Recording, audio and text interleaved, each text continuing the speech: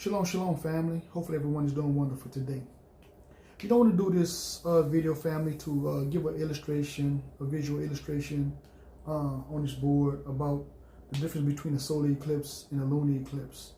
Let me put this out here first. This is no way to encourage anybody to go out there and worship the celestial bodies, but just to give you understanding, a basic understanding of how these things work, right?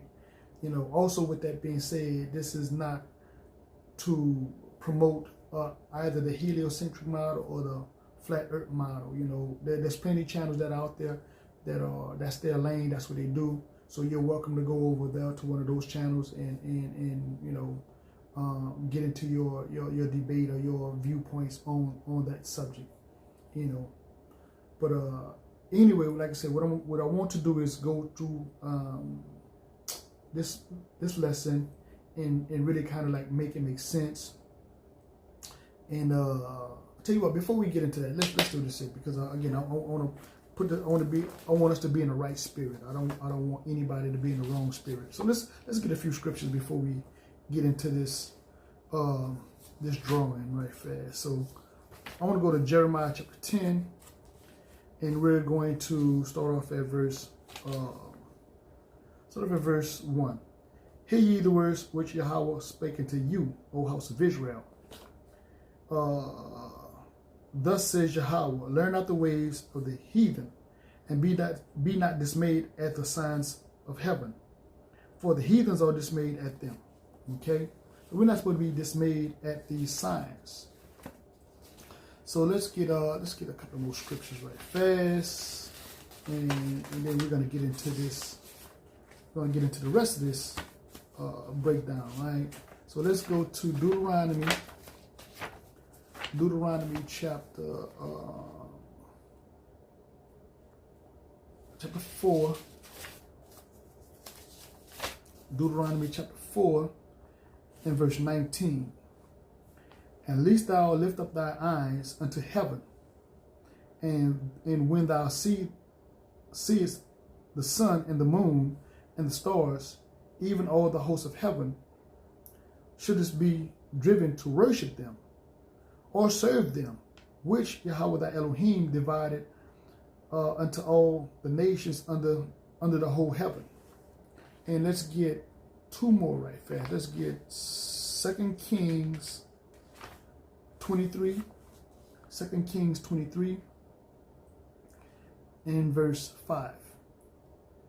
And he put down the adulterous priests whom the king of Judah had ordained to burn incense in the high place in the city of Judah, and in the place round about Jerusalem.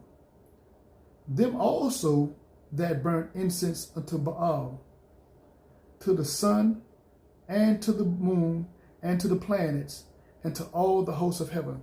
Because again, we're not supposed to do that. Like I said, wanted to give clarity on that right fast. You know, we don't worship these celestial events. But I tell you what, let's do this here. Let's do this here right fast.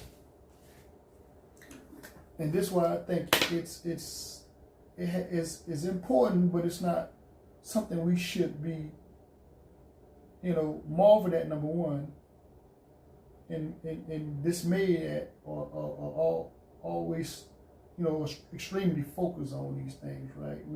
We shouldn't be focused on this here. You know, the Most High gave us these for signs.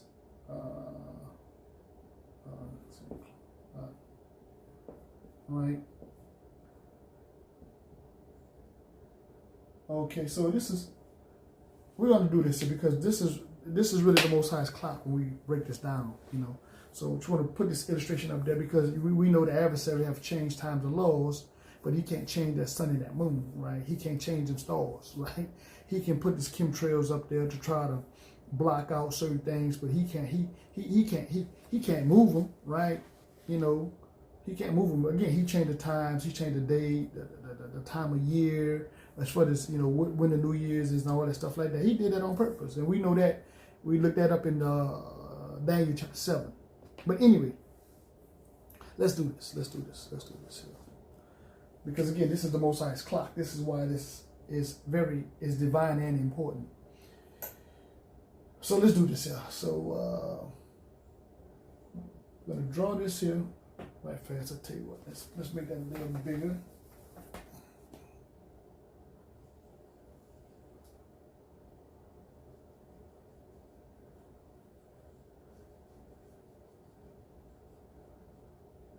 Sun. Okay. The moon. And the earth, right? And the earth, right? Okay. And let's do down here. Let's make the other one. Okay. Like I said, this is just an illustration to show you how you function. It's not to, promote any kind of idol worship or no stuff like that. We don't get into that in Israel. Now the heathen, they're dismayed and they're marveled at all that. Again, it's nothing wrong with seeing these things, but these people literally going out there and they're promoting, 3 days of darkness. They promoted, people talk about, they made videos talking about 3 days of darkness and all this other garbage and stuff like that, and and people losing their mind. Panicking and like I say, again, that's because our people have itchy ears, man. There's plenty of brothers and sisters out there that's giving some great content, man. That's not promoting that foolishness, trying to get your attention, because the Most High has given us the attention that have gotten into the Bible. Now, not that we know everything, but we're going to go consult with the Most High. We're going to go in the Bible, right? We're going to go see what thus says the Most High. But anyway, so let's break this down. Solar eclipse, right? Solar eclipse. My bad. Salak eclipse. Solar eclipse. Solar eclipse happens when the moon is between the sun and the earth. Now, make no mistake, somewhere on the planet, there's a solar eclipse somewhere on the planet every year. Now, they usually happen about every 18 months. Rarely they happen twice a year. And they happen during the day. So a solar eclipse happens during the day, and it happens when the moon is between the sun and the earth, and it happens somewhere on the planet, right? Once, at least every 18 months. A lunar eclipse, right? A lunar eclipse is when the earth is between the sun and the moon, right? And it happens about every 18 months as well. On rare occasions, they happen twice a year, but every 18 months on average. And they happen at night, right? So already, we should see a difference. One happened during the day, one happened during the night. Which should show that the Most High is trying to get our attention, especially as we go further into this lesson. Now, with this solar eclipse right here, the shadow, right? The shadow of the sun, the light from the sun is on the moon, and the shadow of the moon is shining on the earth. And in a specific spot is when it gets total dark. When they say the total darkness, is called that totality, the path of totality, right? And again, as the light, like a flashlight or a headlight, or we see this during the regular day. You know what I'm saying? When you see a shadow being cast on the ground, same principle. But what's happening is it's the moon and the sun is moving at their different, at their different paces, and they're casting a shadow, and it's moving what they call the path of totality. you know, right? So again, the solar eclipse is when the moon is between the sun and the earth, happens during the day, and with this solar event right here, there's a pathway that's been cut out because of the shadow of the moon, right, on that certain location.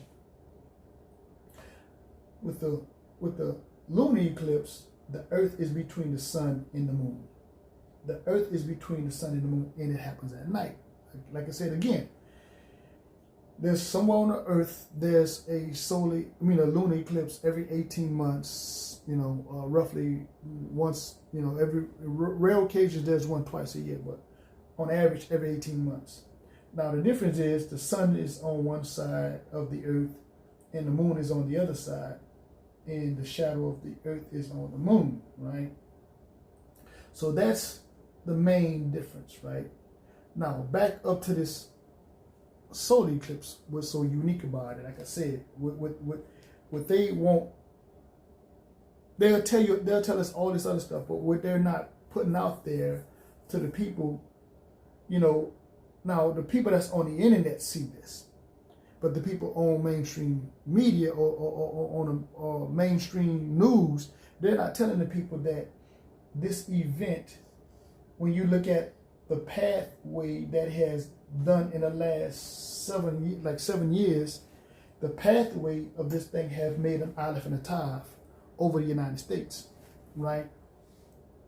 And what's unique about that is not only that it has made the pathway over the United States, but we went over this in the last video, one of the other videos, that the cities in the pathway that had biblical names, and this event, again, at the magnitude of all this stuff happening, we can look at the probability. We can see that's not just by chance, number one, but looking at this celestial event, right, and the path that it took, right, in the area covered, happens on average about 400 years.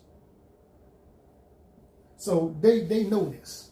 Now the internet, the people on the internet there's plenty of people on the internet that have broken this down and showed this. But the news, the mainstream media is not putting that much information out there because it's going to spark people to think, right? 400 years, the aleph and the tav, the aleph has a numerical value of 1, and the tav has a numerical value of 400. People will start questioning things, so the powers that be is not trying to let that information out. But again, like I said, because this is the Most Highest clock, right? This is the Most Highest clock. Tell you what, let's even get deeper with this here. Let's get a little bit more, get some more scriptures even to edify this even more so. Let's go to Genesis chapter 1. Genesis chapter 1, verse 14. And Elohim said, "Let there be lights in the firmament of heaven to divide the day from the night, and let them be for signs, for seasons, and for days, and for years. And let them be for light in the firmament of heaven to give upon the earth." And it was so. And Elohim made two great lights, the greater light to rule the day, and the lesser light to rule the night. He made the stars also. So again, now in this event, again, the Most High is taking the object that he created to rule over the night and the one that he created to rule over the day. He's bringing them together. He's bringing them together when he divided them. You know what I'm saying? So people that really are looking at this event and understanding all this, and we see all this has intelligent design. We know this is divine. We know this is the work of the creator or the architect, like these people like to say, the great architect. But we know that's the creator of the universe. We know that's the Most High. We know that's Yahweh. You know what I'm saying? We know that.